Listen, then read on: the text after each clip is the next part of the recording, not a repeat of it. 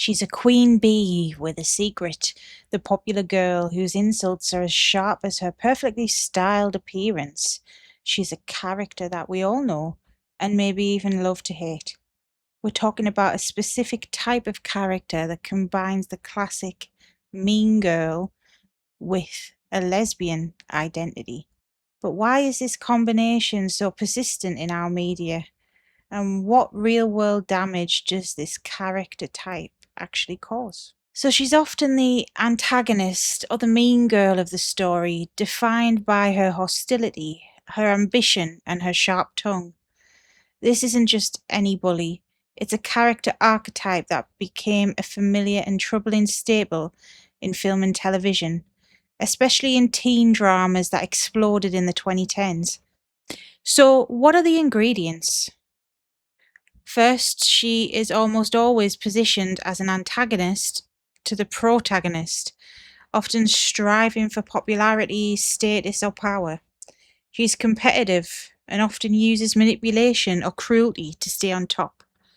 Think of Cheryl Blossom from Riverdale, the quintessential rich mean girl and head cheerleader who rules the school with an iron fist. Second, and perhaps most harmfully, her character often plays directly into the age-old misogynistic myth that lesbians are inherently man-haters. Their identity defined not by who they love, but by their rejection of men. Her sarcasm can cut deep, and she's not afraid to verbally, and sometimes even physically, assault another character to make her point. Third, she is frequently depicted as hyperfeminine. This isn't just the butch lesbian stereotype of old, this is the lipstick lesbian who uses her femininity as a weapon. Her power is tied to her appearance and her social standing.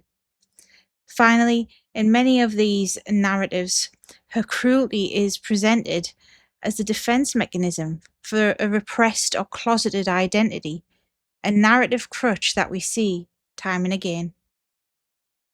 Now that we've defined the archetype, let's look at the most prominent examples. You can't talk about this character type without talking about Santana Lopez from Glee. In one episode, Santana even refers to herself as a closet lesbian and a judgmental bitch. And for much of the show's early run, Santana was the ultimate bully, constantly taking down the people around her, while the show eventually gave her a deeply beloved romantic storyline with Brittany. Her initial characterization was often explicitly linked to her being closeted, which some critics argue reinforces the idea that her hostility was a direct result of her sexuality. Then there is, of course, Cheryl Blossom in Riverdale. In the show's first season, Cheryl is the classic mean girl antagonist, tormenting the story's heroes. While her cruelty is also rooted in significant family trauma, it's only later that the show reveals she is a lesbian, leading some viewers to retroactively frame her earlier antagonism through the lens of her repressed identity. This interpretation suggests her cruelty and her queerness are intertwined, with one being a product of the other. And this archetype is far from dead. More recent shows have continued this pattern, though often with more nuance. Take Leighton Murray from The Sex Lives of College Girls. Leighton is introduced as a wealthy, arrogant, and condescending student. She is closeted at the start of the series, and that's not because she's unsure of her identity, but because she fears being labelled or stereotyped. Her meanness is a wall she builds up to keep people at a distance.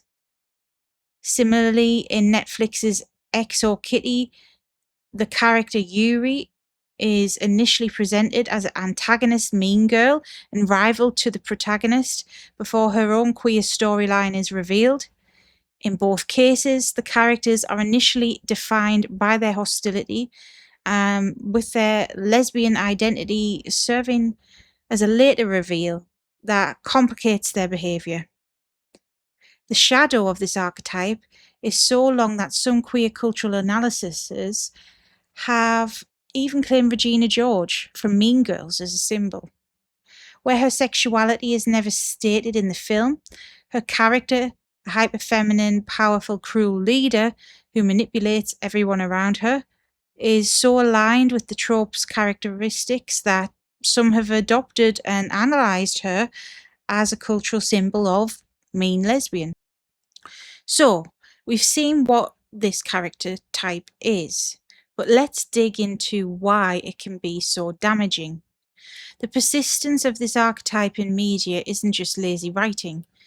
It can have real consequences for how lesbians are perceived in the real world. First and foremost, it can reinforce the man-hater myth. This is one of the oldest and most harmful stereotypes leveled against lesbian women. The idea that a woman's lack of attraction to men must stem from anger or bitterness is deeply misogynistic. When our most visible lesbian characters are consistently portrayed as hostile, it can validate this prejudice. It suggests that their identity is rooted in negativity rather than love and attraction. It can fuel suspicion and hostility in the real world, creating a culture where lesbians may be viewed as inherently angry or unapproachable. Second, this trope can deny lesbian characters emotional depth. Too often, this character is a side plot, an obstacle for the straight protagonist to overcome. She is sometimes denied a complex inner life or fulfilling romantic arc that isn't fraught with drama. This can contribute to a sense of invisibility for lesbian viewers, who are shown that characters like them may exist on the margins as villains or tragic figures, but rarely as the hero of their own story. This also ties directly into another insidious trope, bury your gaze. When a lesbian character is introduced as a villain, her eventual suffering or death can feel narratively justified to some. Lexa from The 100 is a complex example. She was introduced as a ruthless antagonist, a commander, before developing into a beloved romantic interest for the protagonist. However, her shocking death was seen by many as a classic bury your gaze moment, punishing a powerful lesbian leader who was deemed too complex for the show to allow to have a happy ending. But let's be real for a second. We often love these characters. Santana Lopez, her insults are legendary. Cheryl Blossom's dramatic flair is iconic. There is an undeniable appeal to a powerful, unapologetic woman who says exactly what she thinks. Social consequences be damned. For many viewers, especially queer women, this can be catharsis in seeing a character who refuses to be palatable for a patriarchal society. And then in recent years, we've seen writers attempt to subvert or deepen this archetype. There are characters like Leighton in The Sex Life of College Girls that are given more independence. Her story is less about discovering sexuality. It's more about confronting her own internalized homophobia, fear of being stereotyped as well. And then similarly, Yuri in XO Kitty is shown to be a multifaceted character whose meanness is complicated by her struggle to protect her relationship in a society where she feels unable to come out. These are newer examples, but they represent a positive shift. They take the familiar framework of the mean girl, but fill it with more nuance and humanity. They acknowledged the societal pressures that can lead to defensiveness without making a character's sexuality the root cause of her cruelty. Santana Lopez herself eventually evolved far beyond her initial stereotype, becoming one of TV's most beloved queer characters with a fully realised personality and a happy ending. However, the core issue remains. The starting point for so many lesbian characters is still the mean one, and it's a narrative shortcut that writers can rely on far too often, a default setting, and one that continues to colour the landscape for queer representation. And so, the mean girl lesbian archetype is a complicated one, and it's a narrative shortcut that often relies on harmful misogynistic stereotypes about lesbian women being bitter and angry. While some modern shows are beginning to add layers of depth and humanity to this character type, its continued existence highlights a failure of imagination in some corners of mainstream storytelling. The path forward requires a conscious effort from creators to dismantle these old patterns. It means writing lesbian characters who are not defined by their relationship to men. It means giving them depth and flaws and humility and allowing them to exist independently of their sexuality.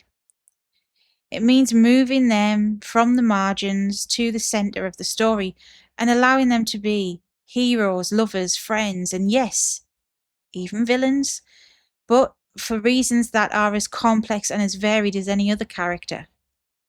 The LGBTQ plus audience is no longer content with being the obstacle in someone else's story.